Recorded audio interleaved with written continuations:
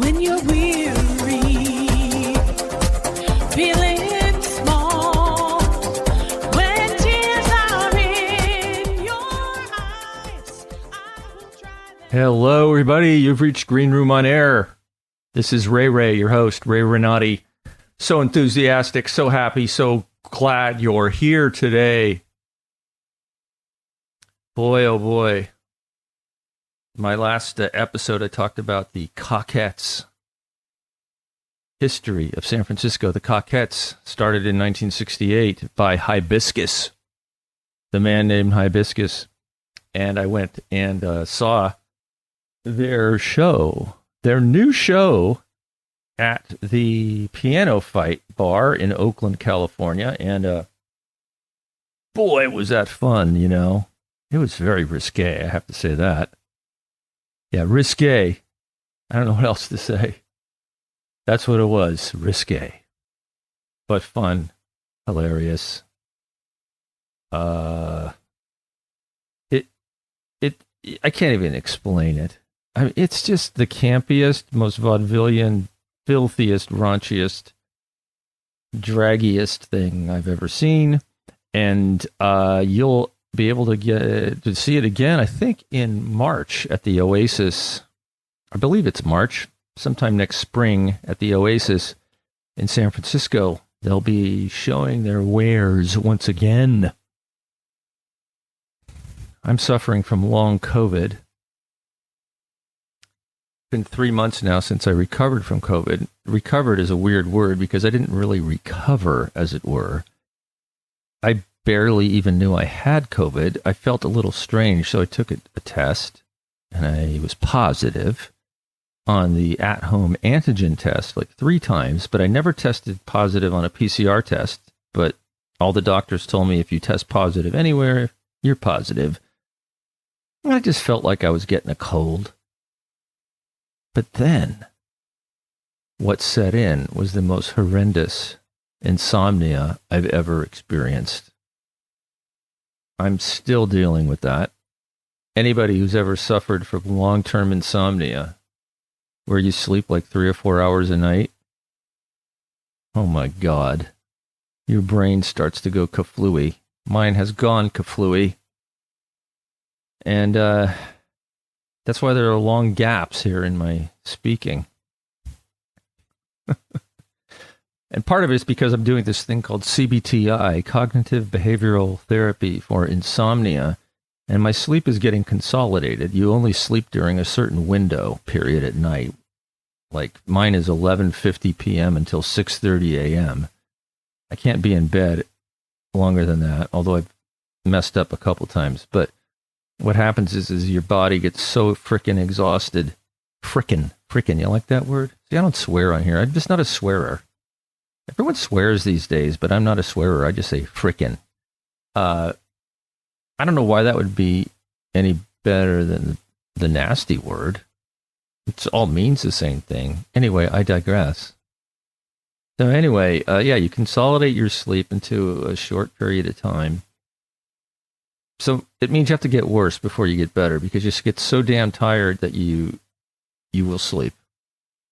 For instance, last night, I slept a solid almost 5 hours, which to me is an accomplishment.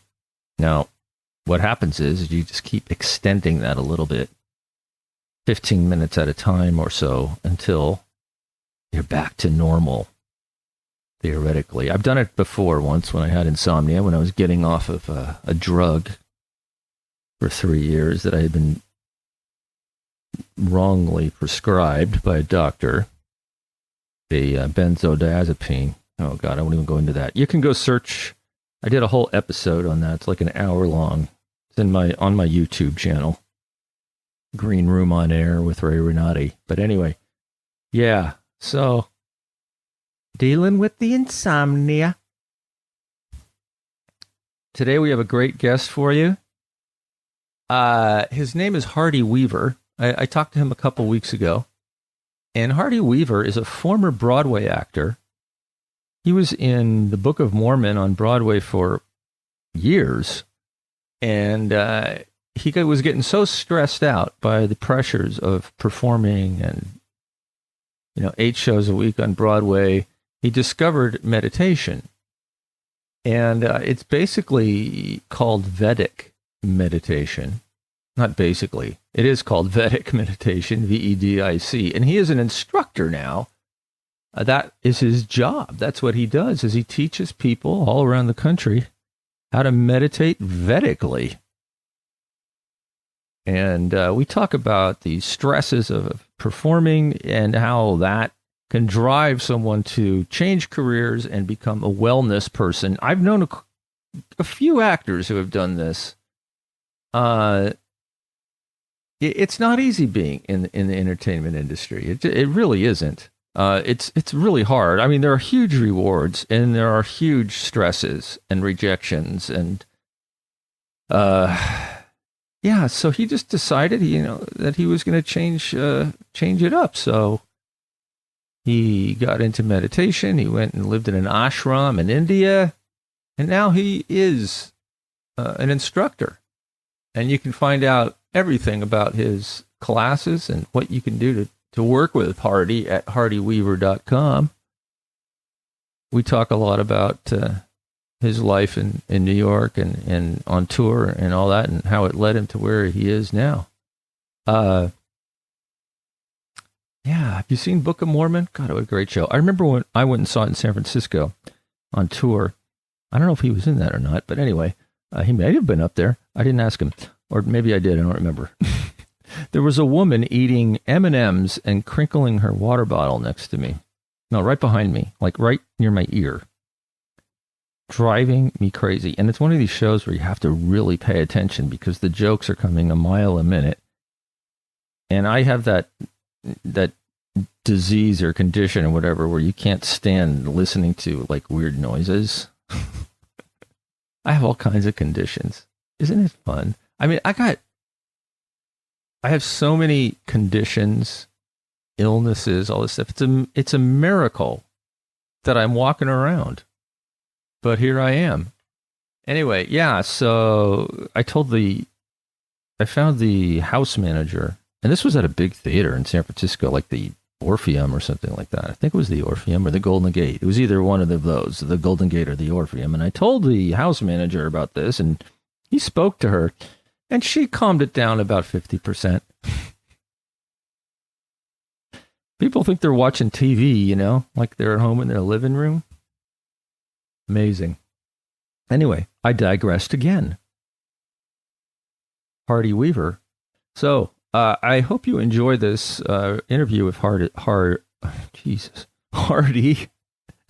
I have been a meditator myself for the last number of years, on and off. Well, I do it all the time, but sometimes I don't do it every day, but I wish I did. In fact, I'm going to start doing it quite a bit because I need it for my health, as formerly discussed here 5 minutes ago. Yeah. Now, Vedic meditation, I didn't know anything about this, but I'm researching it. It's very similar to transcendental meditation. All of these things come from the same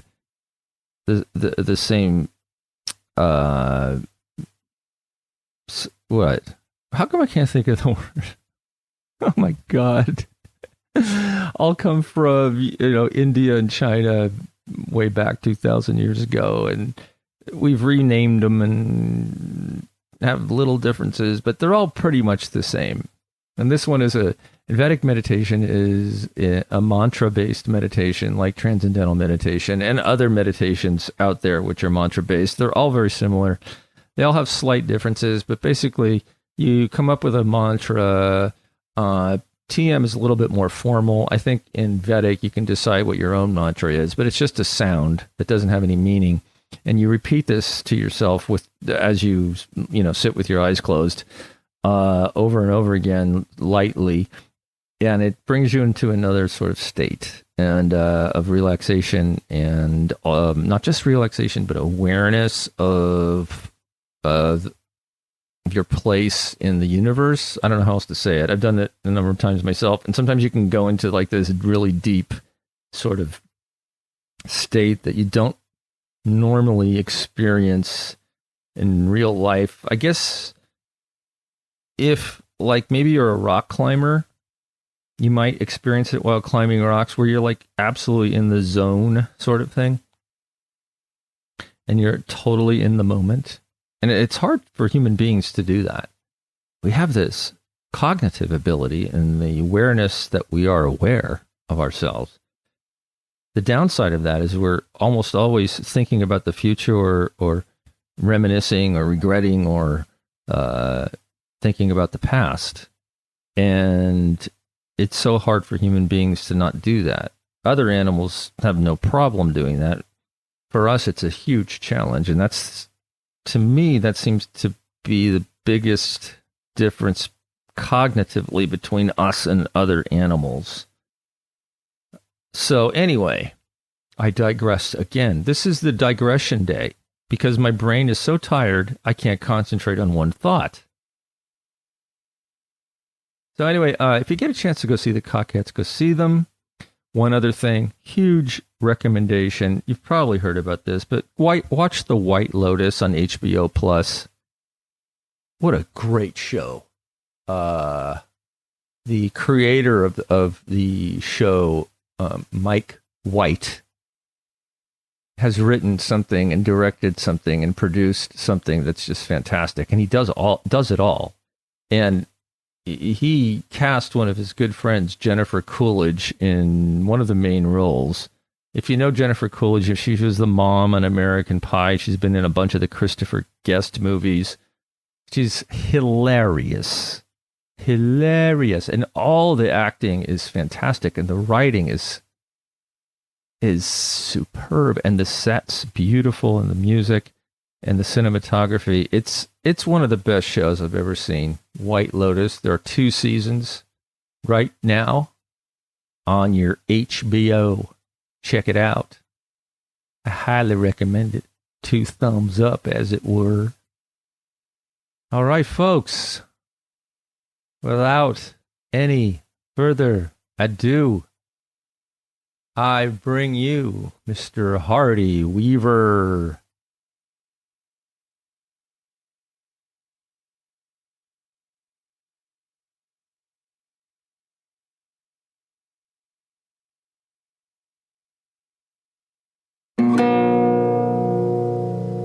Yeah.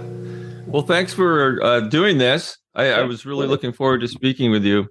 Yeah. Because number one, I'm an actor and a director, and although I've never been on Broadway, Well, which must be wonderful. That's a whole conversation to have. And I'm really into meditation. So great. Yeah. Awesome. Yeah. So tell me now. Okay, so you were an actor you did shows on Broadway. It sounds like you used to tour. Yes. Yeah. My first tour, I booked that right at the end of my college career. It was the national tour of Footloose, and then went right. I only was with them for about a couple months, and then I hopped over to the national tour of Cats, which going into college, I was not a dancer at all. I could barely step touch. Yeah. I sing, I act, don't make me do it, don't make me dance. And then over the 4 years training at college, I went to Florida State and studied musical theater there. They really got my dancing to a place where I guess, I even shocked myself that I was getting called back for things like that. But then, so I was on the road with Cats for about 9 or 10 months. And then for the next 10 years was either, in and out of New York on the road or back in this, working regionally or working, on Broadway. That was sort of my last thing that I did before leaving it all behind. But what was it? What was the last thing you did? The Cats? The last show I did was Book of Mormon. Oh, right. Yes. Yeah, I did that for about 5 years. I I opened the 5 years. yes. Wow. It's when I learned how to meditate. No wonder you retired early. And it was I opened up the Chicago company of that show. And it was 10 years ago right now in the fall of 2012. And we were in Chicago for about a year, and then LA and San Francisco for about another year, and then toured for another I'd say 5 or 6 months. And then I got transferred over to the Broadway company and was with them in a different track for about 2.5 years. And so, two different tracks sort of split over 5 years, but then also I understudied a few different roles. And so that all of that, and it was a good environment, and we had a very tight family in that company. All of that conspired to have me be there for about just shy of 2,000 shows. Wow. But what did you play in Book of Mormon? I love that show. Oh boy. Well, a number of things. Yeah. Regular tracks. I was Yoda. I was Jeffrey Dahmer. Oh, Christ's brother. Gosh, who else did I play?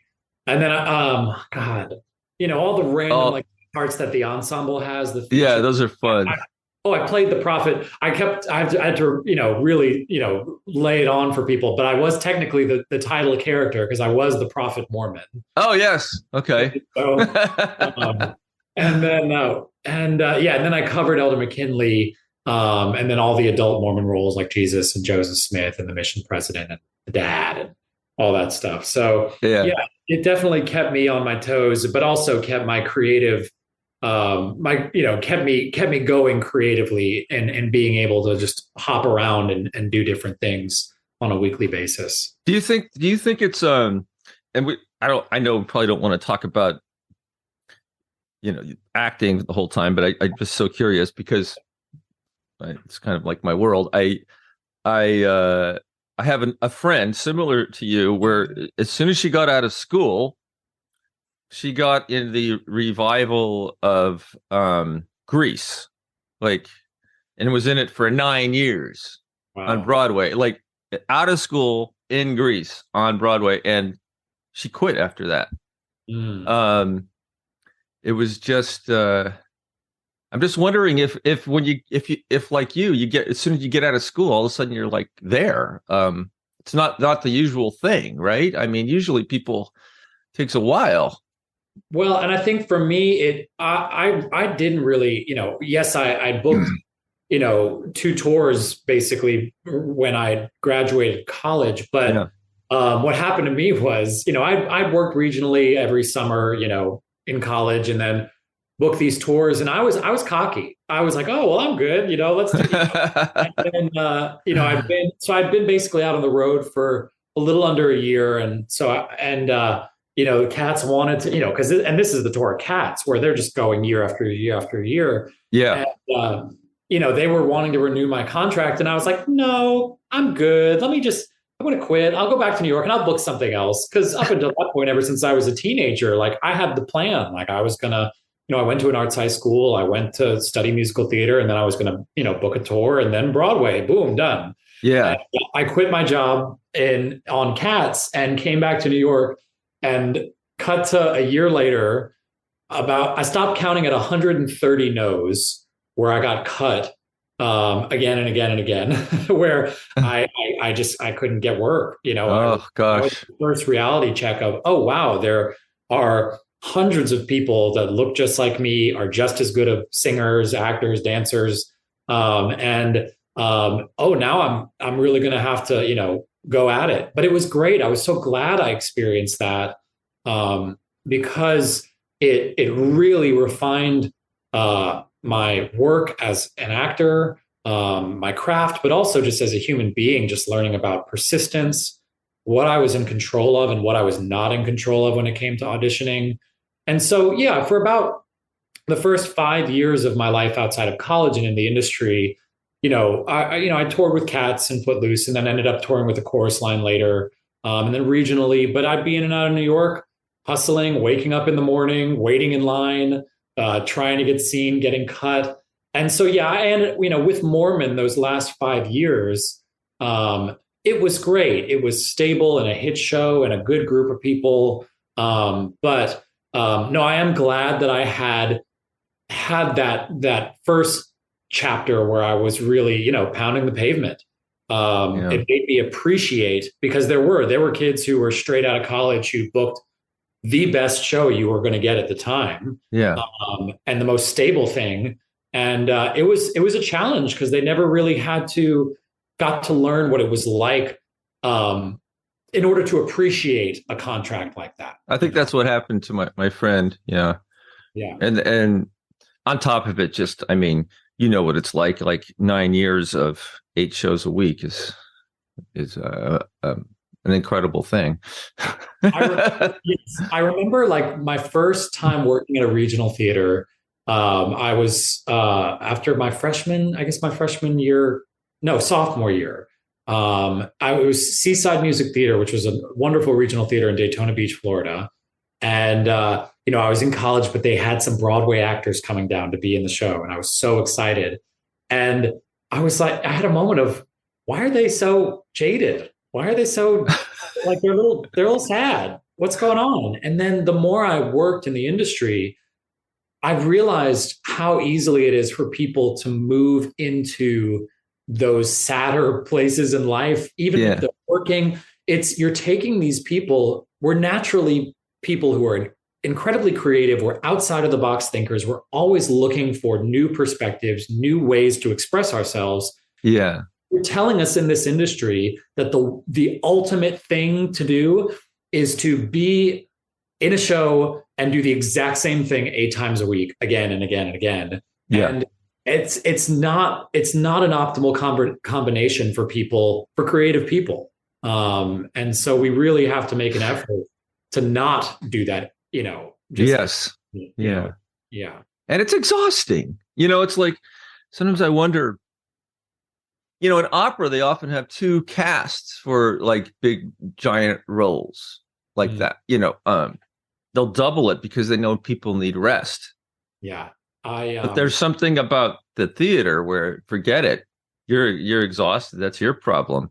Yeah. That's where the unions came about, I guess.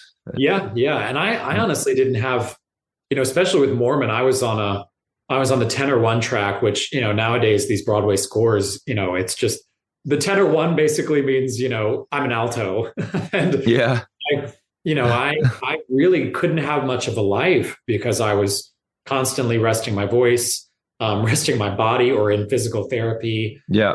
And I loved it all. It was wonderful, but it is a huge investment and sacrifice if you are going to perform at an optimal level with the schedule that is in place. And, there could be a whole conversation about, is it sustainable? Is it right to be doing that? For me personally, I found that there were better ways of living my life after some time. Yeah. So that moves us into your new career here, which is it mostly centered around meditation? Yeah. So I teach Vedic meditation now, which I got into as a stressed out actor. I just gotten off the road with a chorus line, and I was, not into any of this stuff. I called it woo woo. I was like, I don't do that woo woo stuff. And as an actor, I was like, oh no, why would I want to get rid of my stress and my trauma? Like that gives me, like, that's my fuel. That's my material. Right. But then, midway through, my career, I was basically, stress was getting to me, whether it was in auditions and I kept psyching myself out. My nerves would get the best of me. Casting directors, I had a casting director who called me whenever I would see him. He would call me Jekyll and Hyde. And I was like, why are you calling me that? And he said, well, you come in and your first take is all over the place. But then if I give you a second, try at it and you can get a handle on your nerves, it's great. And I go, well, yeah, it's true. Like, I was doing so much work ahead of time and preparing and doing everything, making interesting choices, whether it was for a monologue, a song, some sides. And then I get in and I just get hijacked by stress. Yes. And so there was that. I was also dealing with insomnia, panic attacks, chronic anxiety, a number of things. And also I just, I knew I could be enjoying my life more. It was one of those, why am I not, I'm a pretty stable working actor for the most part.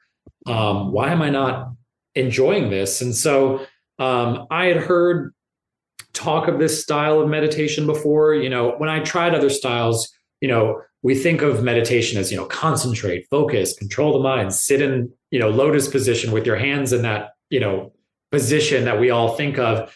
And I would try those things, on apps or at the end of a yoga class. And I was like, I hate this. This is terrible. This isn't comfortable.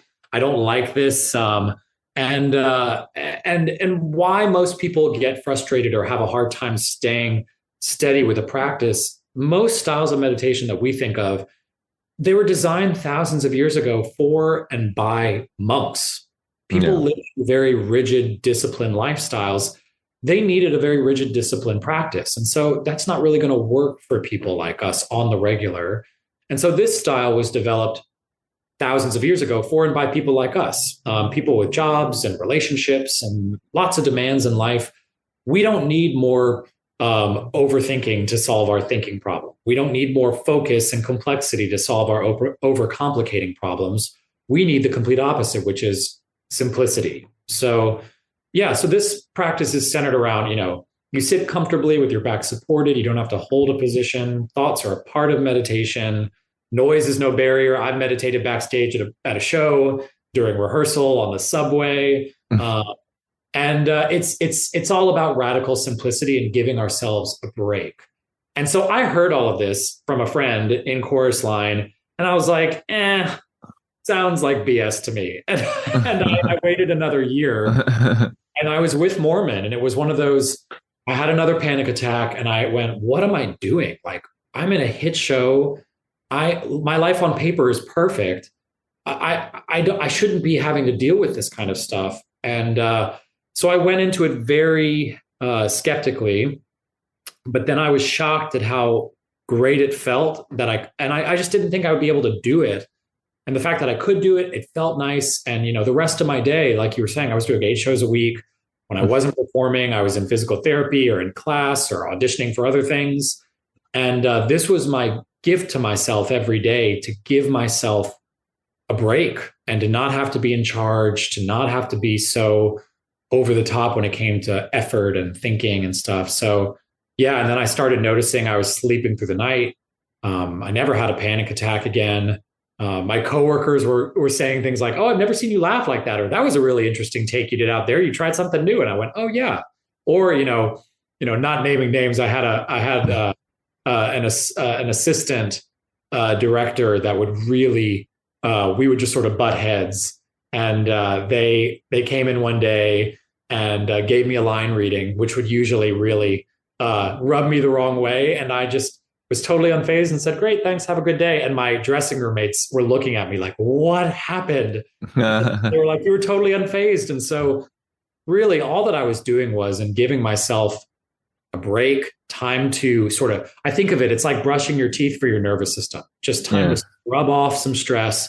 I had more energy. I was less reactive and more able to just respond in a more relevant fashion. And so, everything started to change in my life, and I was just enjoying my work more, for sure. And this is called Vedic meditation. Is that right? Yeah. VEDIC, and pronounced Vedic. Vedic. Okay. Oh, yes, Vedic. Okay. Yeah. I've heard of this. Yes. Yeah. It comes from Vedic culture. So Northern Indian culture, thousands of years ago. It's where we get yoga, meditation, Ayurveda, and Veda. Is it mantra based? Oh, I'm sorry. Go ahead. Yes, okay. It is mantra based. But what's unique about these mantras, that everyone receives a personal mantra, but the mantras in this tradition, they have no meaning. They work more on the level of sound and vibration. And what I mean by that, their power lying in their meaninglessness. It's like if I say, "Don't think of elephants," your mind automatically goes to elephant, Dumbo, circus, whatever, a million different directions. It keeps it up there on that active level of thought. These are slippery little primordial sounds or vibrations that help trick the mind out of that active state of thought into greater and greater, deeper levels of de-excitation. And if we can get the body into that state of deep rest, body knows what to do. It triggers the nervous system to start to repair and restore. and throw off old stress. And so, whereas most styles are more relaxation based techniques, which is Yeah. lovely, this is nervous system regulation. Really, what we're doing in a very lazy way, which is what I liked. As a performer, I was like, I don't want to have to do anything else. I'm like killing myself dancing and singing. I want to sit on my butt and take a break. And that was my preferred way of giving my body time to refill and replenish. Is this similar? I'm familiar with something called Sahaj meditation. Is this a similar thing? Have you heard of that? That's a good question. I have not heard of the style of meditation. Sahaj, yeah, I think that's just it's the same thing. You have heard of Art of Living? Mm-hmm. Yeah. Sri, yes, the guru. Yeah, he, yeah, he. I think his group does that. I think it's. I think he sometimes he has things that he they're similar and then he renames them. It's kind of like a marketing thing. This technique has been through a number of different names and iterations. I ended up going to live in India and train. After I quit my job on Broadway, one of my stops was living in the Himalayas, and over there, what it's still called and what it was called thousands of years ago is Nishkam Karma Yoga. Okay. We have a very misconstrued understanding of what yoga is here in the West. We think of asanas and the positions and the stretching and all that. That's one kind of yoga. Yoga in Sanskrit means union, that merger of individuality and universality, big self meeting small self. And there are a number of different ways to achieve that state. It's just whatever floats your boat. So you have yoga, meaning union, and then karma means action in its most literal translation. And then nishkam means least. So achieving that state of union through least action or least effort, whereas the yoga that we think of, it's more of an action or effort-based approach. Yeah. So, yeah, And that's just a very small piece of yoga in the whole, right? The exactly. hatha yoga and all this is just one little piece of all of yoga. That's it. Yeah, so many people don't understand that. And when I learned that, it was so wonderful because I was used to hurt myself in those hatha yoga classes. Yes, me too. Me too. Yeah, it's wonderful and it has a great effect. But it is good for people to have a better understanding of there are a number of different ways to achieve that state. And you can combine all these different paths in terms of just trying different things or having it become a part of your daily regimen. But yeah, the yoga as we think of it in the West, it's very limited. Yes. So your meditation is mantra based. So I guess you take your workshop or somebody else's or hopefully yours, and you give a person a mantra that they keep to themselves. Is that right? And then and it kind of. I mean, in the old days, there was TM, which I guess is still around, which was super popular and extremely expensive. But I unnecessarily so, perhaps. But and then what happens? Like, or is it not? Is it good? Is it okay to talk about the process? I mean, I don't want to. Yeah. So I teach. Yeah, the course is run over, and similar to the old school TM days in terms of the course itself and the process. Yeah. It's run over 4 consecutive days. Okay. Each day's session is only like an hour to an hour and a half. Okay. Basically, day one, I give folks their mantra, walk them through their first meditation. And then over the following 3 days, we're diving into the technique. How do I deal with thoughts? How do I deal with noise? What are the optimal times to meditate? All the ins and outs, so that by the end of the 4 days, you have everything you need to be a self-sufficient meditator on your own. You don't need me or anyone or anything guiding you through this. That's a big part of what I love about this practice and how I teach is equipping folks to be their own sanctuary wherever they go. That's really how we work. It's in person. There has been a big move to be online in the last few years. And I've just found, as someone who was trained in the arts world, it's the same thing. Any kind of experiential education, it's not going to be the same. Right. Online. I've found just like, it's really hard, even though you can do it, like to teach a ballet class over Zoom, always better, or an acting class, always better to be in the studio. Uh, Same thing with meditation. At least for those 4 days, good for me to be with students as their nervous systems really begin to shift. There can be some very profound experiences. And but then after that, when people sign up for the course, they then have access. I do group meditations every Sunday over Zoom. And that is a place where, for the sake of regularity and consistency, just a place to check in. It's a great way to stay steady with your practice. So yeah, it's an in-person course. And then basically you're equipped to go. You don't technically need me anymore once you learn. you don't come out to the West Coast, it looks like here, or you don't have any plans right now. No plans. But it's funny you should mention that. This morning I have someone in San Francisco who reached out to me saying, "Hey, any chance you could come out here for a group?" So that might be happening in the near or not so distant future. So I think you'd probably have a lot of people interested out here. Yeah, and I do. I think I have some colleagues out there, but I've been meaning to get out there. I'm heading back to India in January. The man who trained me is now having me come to help train a new batch of teachers. So I'll be back living in the Himalayas for about 2 months, which I'm looking forward to. I've found it challenging getting used to, as I've known more people in this world and all and a lot of Indian people, just getting used to the cultural differences. Like India is so guru centric, and everyone has similar. There are so many teachers out there with similar practices. It's almost like they're competing for space, headspace for people. And what's interesting though? I mean, India, it's so wonderful. It's wonderful. Like it definitely it helps to be a meditator when you're over there, because you are forced to be very adaptive. It's sensorially just so many different, sounds and smells, and it's bombastic in the most wonderful of ways. And then when it comes to, while I was doing Mormon, I loved my practice, and I was spending my days, I was performing at night and then spending my days studying more of the knowledge and philosophy side of this tradition, and then also advancing my practice. And, so I'd been doing a lot of work before I even went over to India. And I was very glad I'd done some of the work, because I remember thinking, like, if I had gone over to India just sort of blind, looking for a practice or a tradition, there's so many different options and possibilities.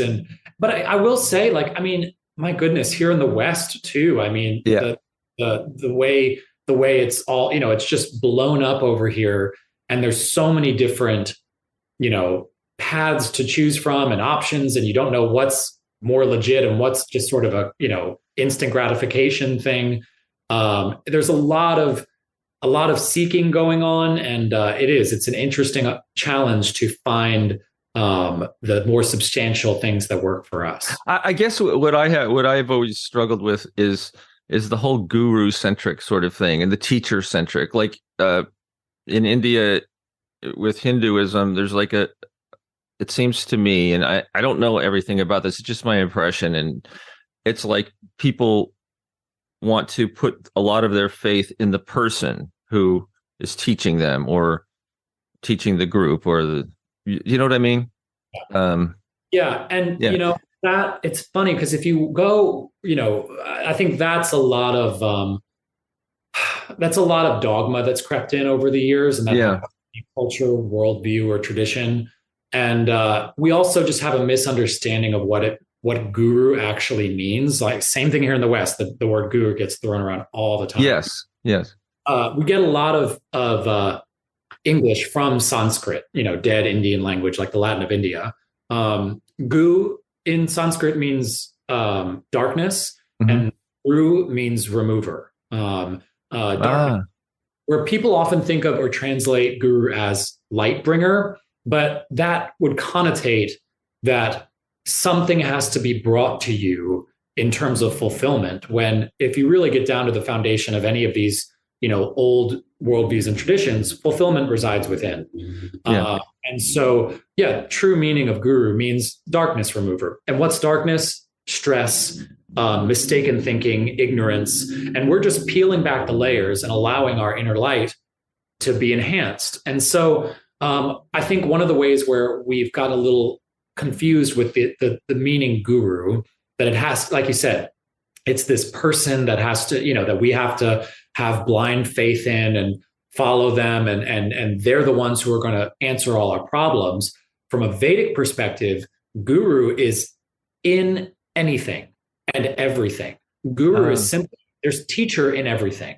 Every moment I can learn from something, and it can be someone as well. But what I found the more I meditated was my mindset, without trying to, shifted from when things would happen in my life. It was no longer why is this happening to me?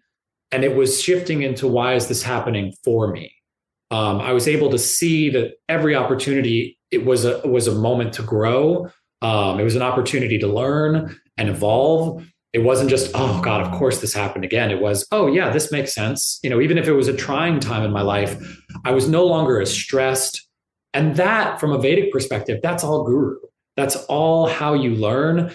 And honestly, a lot of how we think of gurus now, it's not really the Indian way or the Vedic way. That was, I think, when the British were in control of India for centuries, a lot of Western Christian, sort of these Western ideologies crept in terms of how to follow people, how to listen, how to grow, how to evolve. But any good teacher out there, whether it is a person, a life event, a situation, it's not about saying, listen to me and do this and follow the rules. That's dogma. Mm-hmm. Any good teacher is simply going to give you the tools to have you answer the questions yourself. I see. And to have you come to that realization. And yes, they're there as a catalyst and to help you grow. But, I was with you. I was very skeptical about all this kind of stuff. And when I found that it was simply about me giving myself the tools. And now when I chat with people that I consider teachers in my life, the ones that I really click with are the ones where I now go to them and go, you know what, I had a question for you, but I think I just answered it myself. Yeah, interesting. Yeah, sometimes we do that where, like, we need a mirror, right? It's almost like Shakespearean in a way. I mean, of course, Shakespeare didn't think of that, but I mean, you hold your mirror up to yourself and then, there's the answer. You don't really need the mirror to talk back to you. Yes. Yeah. Yeah. So if you don't do online, you haven't been changed by COVID, so you haven't turned into an online only person. You still like to be in person, which is great. I'm incredibly progressive in a lot of ways. Yeah. And there were certain ways, like I mean that in life in all forms, but when it comes to the purity of this teaching and the tradition, we've, as my colleagues and I have updated it in certain ways to make it, accessible and easy to integrate. A big part of my training is getting folks to be able to do this practice that's been around for thousands of years. And it's easy to integrate in people's lifestyles. But I've simply found personally, I can only update it so much without it losing its impact. And I get folks who have learned with other teachers online, and then they end up coming to me going, you know what, I'm just having a hard time sticking with this, or I don't feel like I'm getting everything out of it. Yeah. And they end up coming, to learn in person anyway. And it was interesting during COVID in the lockdown days, and that was, I got on Zoom in the first few months with my current student base. I was on Zoom 7 days a week, running group meditations, helping them stay steady, checking in. And we were, I also do mentoring and knowledge sessions where we dive into this body of knowledge where all of this comes from.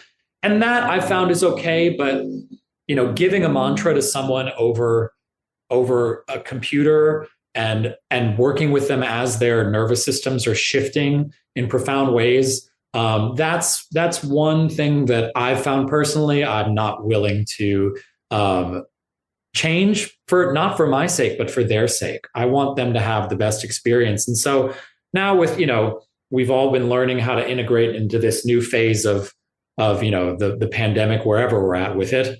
And so it's great that we're back out working in person. And it was a good reminder for some of my, now current students who were hesitating when the lockdown happened. If it feels right to learn, don't hesitate. It's the time to learn. And if it's not with me, I can hook folks up with any one of my colleagues around the country, really around the world. Okay. And so what would you like people to take away from this? Because you have a schedule here. It looks like you're going to be in New Orleans and Winston-Salem, Charlottesville, Asheville. I teach primarily throughout the Southeast, which I thought I'd be doing. But hey, it's I enjoy teaching in places that usually get written off for not being ready for this kind of stuff. And it's so wonderful. But I also teach in New York twice a year.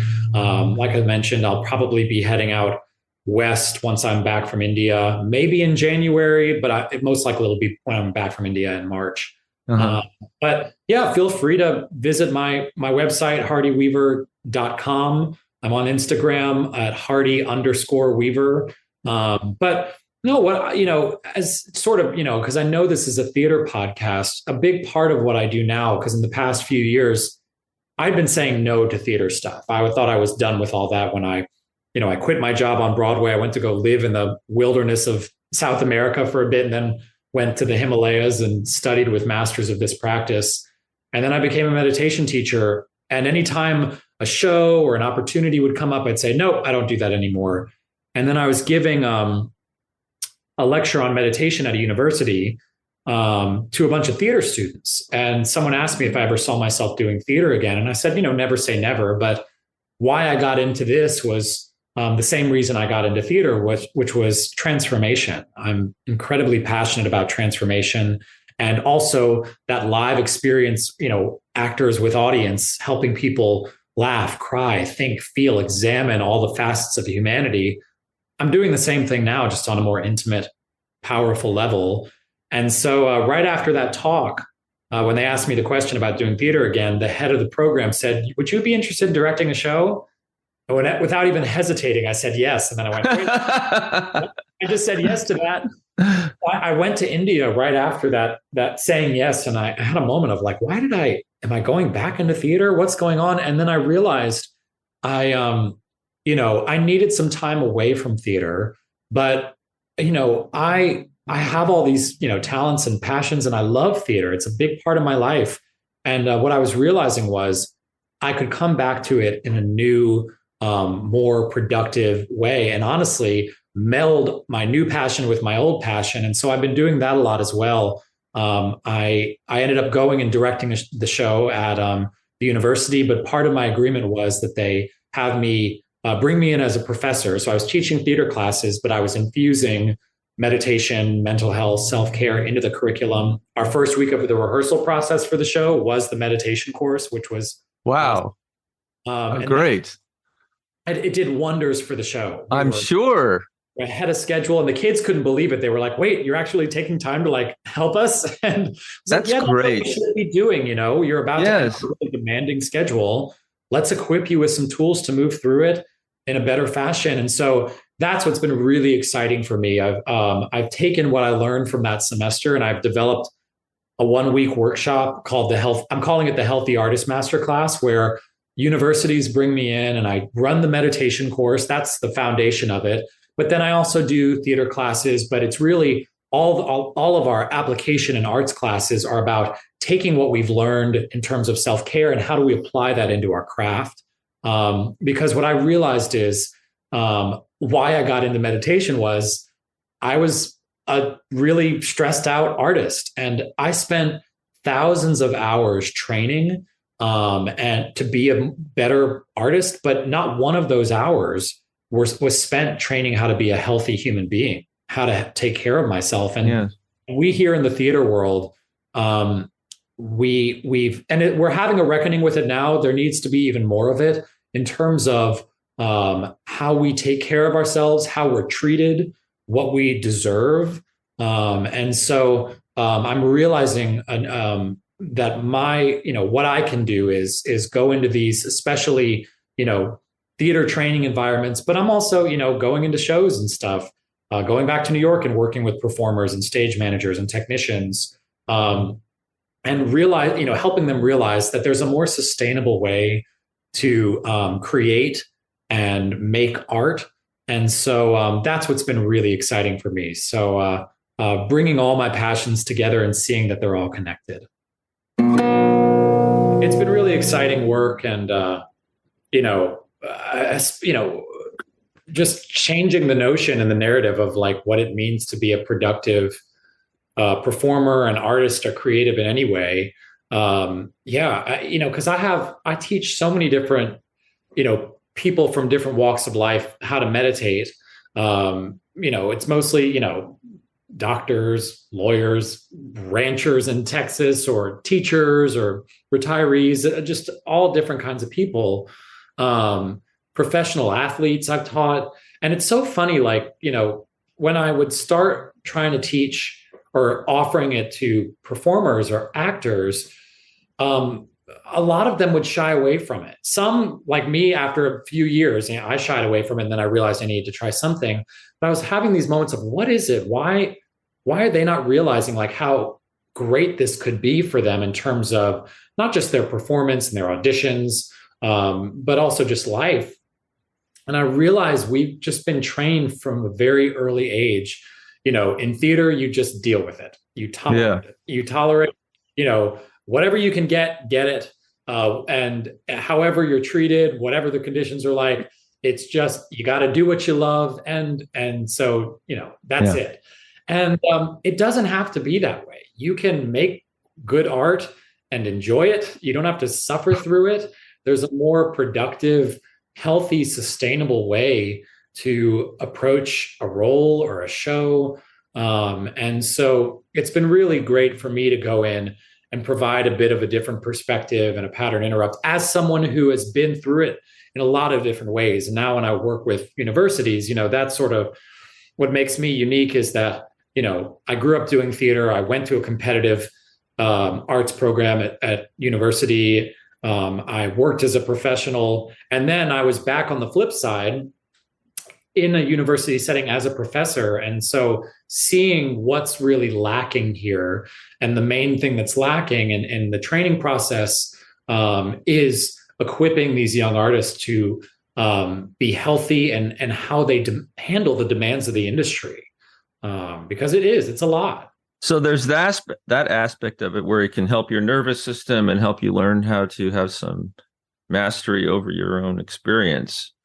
I'm also wondering, a lot of what makes theater enriching for the artist and also the audience is like when there's actual connection going on between people. And I'm wondering, like, if you were to start a rehearsal process, like as you did, like probably almost no one has ever done, where you're getting people to meditate together, does that help people lower their inhibitions with one another so that they're able to make magic more easily and quickly? Absolutely. On a number of different fronts. Like you said, one, it's a great bonding experience because they're going through a period of transformation together before we even begin to transform in the show. But also, when it comes to stress and fight or flight, you can't be a great actor if you're stressed all the time. You got to go back to like acting 101, where you had, some teacher, yelling at you going, react, listen, toss the ball back and forth. And, stress does not allow for interesting, dynamic, and responsive scene work, performance. It just doesn't allow for it. You're what's happening when we stress out, your nervous system, even though it's just, I'm feeling a little anxious, or I couldn't handle, I'm stuck in traffic, or the audition's coming up, my nervous system is reacting like I'm being attacked by a tiger. Yes. It sounds dramatic, but that's what's happening here. When the body's no longer capable of meeting a change of expectation, something that didn't go the way we planned, nervous system goes, well, if you're not going to adapt, I'm going to use this primal, reactive measure to do something about it. And so all of our attention, is getting basically hijacked by this defense mechanism, and it doesn't allow for us to be present in that moment, whether it's a scene or a show or a song that we're performing. And so what we're doing here in regulating our nervous system, it gives our bodies, it gives ourselves the opportunity to be more adaptive and intuitive and organic with how we go about performing. And I was the kind I always enjoyed. I never, I had many associate directors and directors, come at me and go like, stop changing it so much, like in these long running shows. Like I'm going to go crazy if I don't try this new way, or some new actor would be on and be like, oh yeah, you're doing something cool. Let me go with that. But I was sitting in on an acting class with a very well-known acting teacher. And this person he was working with was having a hard time. It was a tricky scene in a really rough emotional state that she had to get to. And he was laying into her, and he was, just being really rough with her, and, rah, rah, rah, yelling. And then he said at one point, he was like, if you're going to be a great actor, you've got to have a healthy nervous system. And I said, yes. I was like, you do, but you're not doing it right now. You're traumatizing her. But that was a big aha moment for me. We've all been there before, where it's like, I'm hitting this block. I can't get to this state that the scene's requiring. Or I'm getting there and then I just can't control my emotions. I'm not really there with my scene partner. And so what we're doing here in taking daily time to nurture and regulate our nervous systems, it allows for a lot more productive performance. Absolutely. Yeah. And auditions. My goodness. Like that's what, everyone's trying to find out in the theater world. What's the secret to better auditions? Man, my secret is get a handle on your nervous system. Not just these little quick fix things. Those are lovely, but until you treat the source, which is, hey, I have a nervous system issue here. And that for me, that was a lovely, I was it was actually the same person who called me Jekyll and Hyde, that casting director. I went in, I'd been meditating for a couple of years, and I'd done all the work, and I went in and I killed the audition. I knew I did. And as I'm walking out, the casting director went, Hardy, that was great. Like, have you been doing something different lately? And without even thinking, I just said, honestly, I don't care what you think. After that, I went, oh my gosh, I'm so sorry. I'm so sorry. And he was like, no, great. And it wasn't in a flippant way. That was a product of me doing the work. As actors, we're so concerned about, what do they want from me? What do I think they want from me? Let me try to do that, versus trusting our own work, our own choices, what's within our control, all of that. How we look, if the director vibes with us, if it's the right part for the show, that's all beyond our control. And so the more I was doing the work for myself, improving my nervous system, trusting my own ability, and letting go of the rest, that's really what meditation is too. It's a daily practice of letting go of things that are beyond your control. And so I was becoming an expert in that, and so here came this audition. I wasn't concerned about what they thought. I was solid in my work, and then I booked it, because I wasn't so one, hijacked by stress, and two, concerned about what they thought of me. The Zen of auditioning. Yeah. And it's so funny. It's like, why aren't we doing more of this? And we're moving in that direction, but we have a lot of constructs as artists that we need to break down. And it's worth it. There's what's his name? The guy, the Breaking Bad star. Bryan Cranston. I don't know if you've seen a video where he talks about that. He said something similar to what you just said. It wasn't because of meditation. It was more just a shift in his perspective. Like, as soon as he stopped worrying about whether he was giving them what they wanted, but more just like showing up to an audition, doing the best he could, and enjoying the fact that he's getting to perform, even if it's for 2 or 3 minutes, meeting new people, and not worrying about whether or not he got the job or whether they liked him. Then he started working more and getting more jobs. That's it.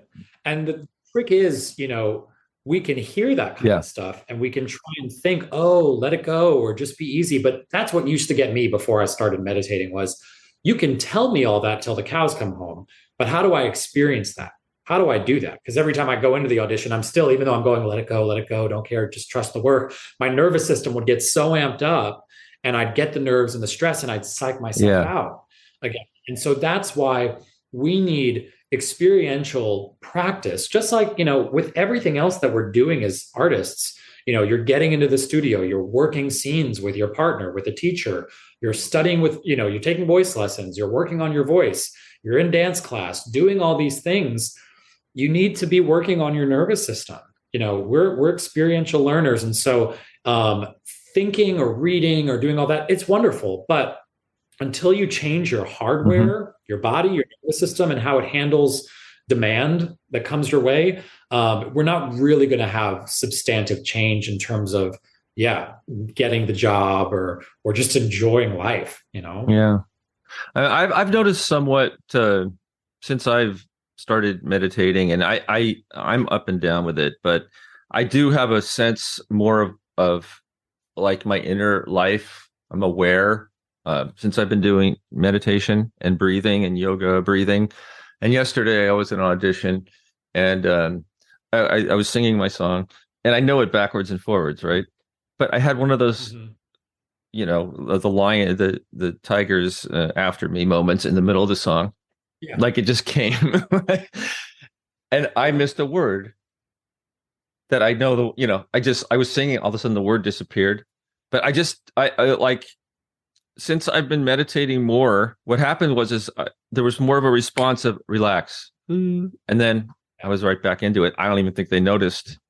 It felt huge to me, but I honestly don't think they noticed. Of course, I worried whether they noticed a little bit, but you know what I'm talking about? Like when or even like when I'm on stage now, the first few performances when there's an audience, you're like, everything, and all of a sudden that hits you. But then now I just kind of like, I have this relaxation response, like pretty instantaneously, and then I'm right back in. Whereas years ago, it used to be a forcing thing, like, fuck, now it's more like settle, and then I'm okay. And it's all automatic. And it's like, how did I get back? How did I get back into it? Before it used to like worry. Like I'd have the script open like 5 minutes before I go on stage, if I had a big part. Now I don't do that anymore because I'm super, high strung person. Stress hijacks us. Reactivity. When we have no energy left to adapt and go with whatever's being thrown our way, like I said, body just goes, okay, well, I'll do something about it. And then from there, we're choiceless in how we respond. It's either fight, flight, or freeze in some way. And what we're doing, the more nervous system work we do, we're changing exactly what you're describing. We're able to respond. We're able to choose how we respond in any situation. So rather than just hijacked by reactivity, now when a demand gets thrown our way, or if we're on stage and like a scene partner's with us, let me be more creative, more intelligent, and in the best way to respond to this situation. It gave new meaning to me, the word responsibility, our ability to respond. So that's really what we're up to. And for actors and performers, it's invaluable. I mean, I did not start off in the industry as an understudy. And I really became more of a valued understudy from my time meditating, because I could handle it. Like my first time going on for Elder McKinley in Mormon, I had only rehearsed the role, I think, once or twice. And the last time I rehearsed it was about 3 or 4 weeks prior. And I had 5 minutes notice. Oh my gosh. I was already in my regular costume, my costume wig, and the stage manager came running in going, McKinley, the guy who was playing it, he's throwing up, you're on, we need you on, get out of costume and switch. My old self, I would have been having a panic attack, freaking out. And not to say that I wasn't like, whoa, what's going on? But I was able to get on stage and, not give a perfect, and get out of the, I consider myself a recovering perfectionist, and a lot of people in the theater world are. But I got out there and had a great time, and nobody died, which was my one wish.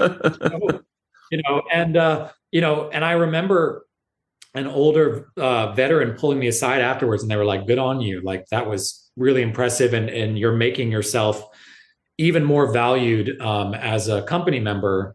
And absolutely, like that was one of the reasons I got transferred to Broadway was because the track, my regular track was different, but I covered so many roles that they didn't want to lose me. And so, because I woke up, that's another thing that happens the more you meditate. Your intuition gets a lot louder and stronger and clearer. And I woke up one morning and my gut was saying, "Hey, quit your job." And I knew not to question it. I found it was invaluable, that strong intuition in my scene work where I was intuitively, responding the best way I could. And so I gave my 4 weeks notice. My agent flipped out. My family was like, "What are you doing? This is the golden Mhm. goose." And then the very next morning, they called me up and said, Mormon did, and said, "Funny you should quit. We had to fire somebody on the spot last night in the Broadway company, and you mentioned just being ready to be off the road. You want to come back?" Wow. So they flew me out. I had 3 days to learn a new track. A lot of in my Broadway debut was on stage meeting some of my cast members, going like, "Hey, if I'm Three on the spot, days. just push me." Wow. Yeah. Basically tracking things and then starting, yeah, next week we went. And so all that I would no way I'd be able to do that with my old nervous Yeah. system. And if it's a high demand Oh yeah. industry.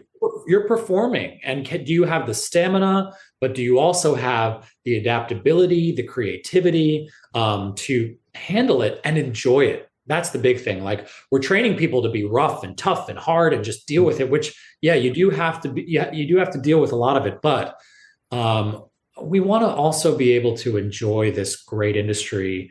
When I give interviews now about my time in the theater world, they'll often summarize it by saying like, Hardy talks about like how horrible the theater industry is. And I'm like, no, it's great. I enjoyed it. But yeah, I did normalize like how taxing it is. And now my goal is just to help people realize like we can have fun, we can and sustainably create and perform and have it be a more productive and healthy Yeah. process. Great. It's been great talking to you. I really enjoyed this. Thanks. Yes, you too, man. Yeah. Thanks for having me on. I really appreciate Yeah. it. Who was Yeah. it that who contacted me initially? That was That was probably I have a PR group that helps put me out. So they must have submitted me or okay. something. Yeah. So So um I guess the best thing to do is you talked about your website. Well, let's see. Um yeah. So if you have, if you're looking for more information, my website, it's hardyweaver.com. It has information just about the technique, my story. It also has information if you go to the Learn tab, and it says there's a theater okay. page for folks who are university programs or folks who are interested in theater workshops or the Healthy Artist Masterclass that I talked about. And you can also schedule a free introductory talk with me, whether it's over the phone or I do introductory talks. Oh, great. Okay. Talk about the technique, how the course works, and see if we can find either a colleague or get me out to work with you. Yeah, and then I'm on Instagram and I share a lot of my perspectives and experiences and knowledge on there, and it's at Hardy underscore Weaver. And yeah. So always feel free to reach out. With any questions, and I love just sharing my perspectives on it as a former skeptic myself. Do you have colleagues on the West Coast? Yes, I do. Kristen Van Divier. She's I think on in the Bay Area in Marin County. Okay.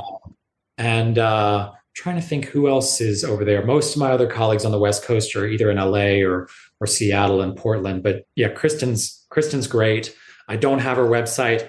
I don't know it offhand. But she is. I think maybe I found her here.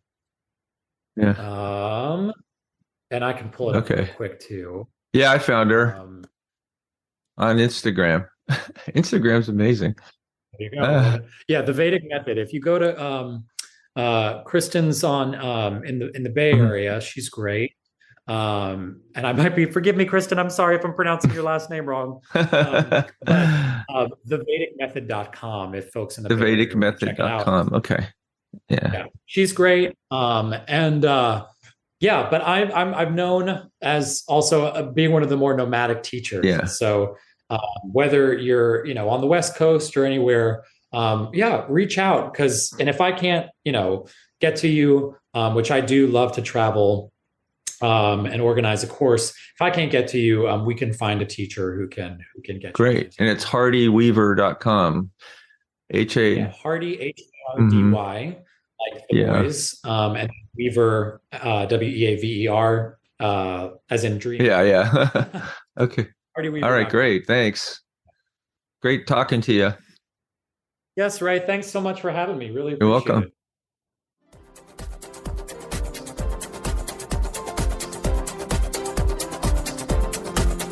When you're weary.